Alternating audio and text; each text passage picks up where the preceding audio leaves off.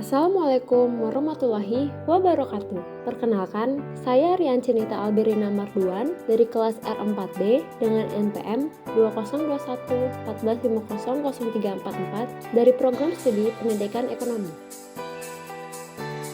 Untuk tema materi yang saya sampaikan adalah mengenai tabungan. Terlebih dahulu, saya akan membahas mengenai pengertian tabungan.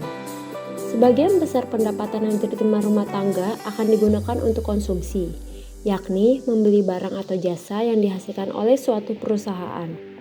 Tabungan rumah tangga adalah bagian dari pendapatan yang tidak dibelanjakan dan disimpan dalam institusi keuangan atau rumah. Berikutnya adalah ciri khas hubungan antara tabungan dan pendapatan disposable. 1. Pendapatan rendah rumah tangga mengorek tabungan. Ini berarti rumah tangga akan menggunakan tabungannya yang ada atau di masa lalu untuk memenuhi pengeluaran konsumsinya.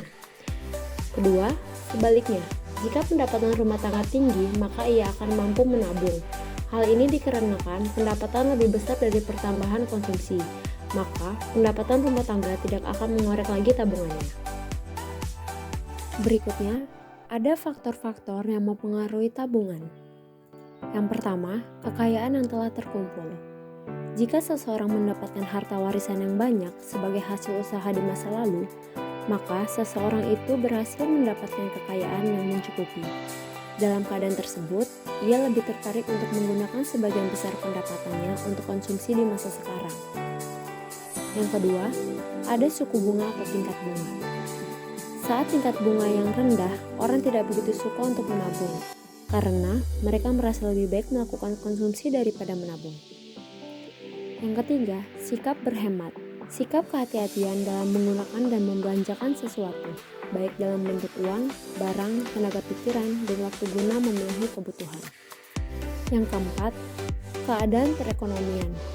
Dalam pertumbuhan ekonomi yang teguh, tingkat penganggurannya rendah, maka masyarakat di dalamnya cenderung lebih aktif melakukan pembelanjaan. Yang kelima, distribusi pendapatan.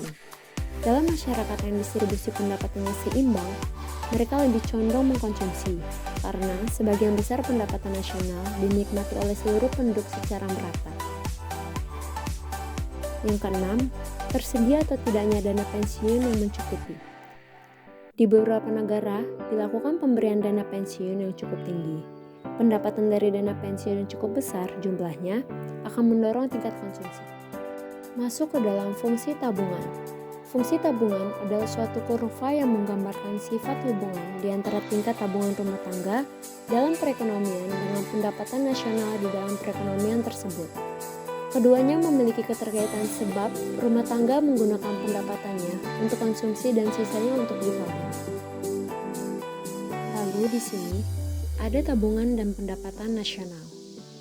Yang pertama, propensity of saving. Yang kedua, hubungan dua arah, pendapatan atau tabungan. Yang ketiga, paradox of thrift. Dan yang keempat adalah saving atau tabungan. Dan yang terakhir adalah kesimpulan. Jadi, tabungan merupakan salah satu bentuk usaha guna memberikan manfaat yang sangat besar bagi kehidupan masyarakat. Sehingga tidaklah mengherankan bila sebagian besar masyarakat cenderung memilih menabung demi untuk mensejahterakan kehidupannya. Di masa mendatang, dengan adanya budaya menabung yang ada masyarakat saat ini diharapkan mampu mengurangi jiwa konsumtif masyarakat itu sendiri, dan demi untuk mensejahterakan kehidupan di masa yang akan datang.